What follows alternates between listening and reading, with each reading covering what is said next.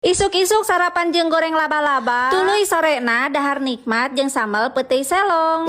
Tah aya nama urang mimitian ku proyek 2M. MK hiji mencuci, MK 2 menjemur. Barikot hayang langsung kabawa kabeh ieu teh. Apanan ngarah teu turun 2 kali besti. Heg dina tanggana ge heuring. Jabang ngareng reol ning ieu. Ning tuh torojol we si Buni teh ti Kanang Japati. Anu hiji keranjang seuseheun, anu hiji deui baju poekeuneun anu juragan. Ning tuh kieu we anu juragan mah nyeuseuhna masih keneh manual teu nganggo mesin cuci. Tuluy geblokeun we piceun caina mah. Atuh lanjut we aya nama urang goloncorkeun cai sebening kristalna. Singkat cerita eta bajuna geus pupuihan. Keun we antep aya nama urang tinggalkeun heula. Hayu we aya nama urang turun ka handap besti. Urang migawe pagawean anu sejen. Atuh jerut we turun ka dapur ning ieu si Buni teh. Heueuh nyeta apanan ieu penduduk dapur geus narunguan. Nya nanaonan heula atuh cenah Bunit di luhur teh. Ieu kot geus cararangkeul cenah narunguan. Heueuh ceuk wadah gerohaneun eta teh. Lamun seandaina bari saeun nyarita. Tah ieu oge ceuk si kompor ieu kot geus teu gararenah cenah meureunnan ieu beungeut pinuh ku minyak. Di luhur handap ning ieu kot lalu nyu kabeh. Tah ayeuna mah komporna geus gulawi. Hayu we ayeuna mah karing ngamaranian wadah nu rarewok.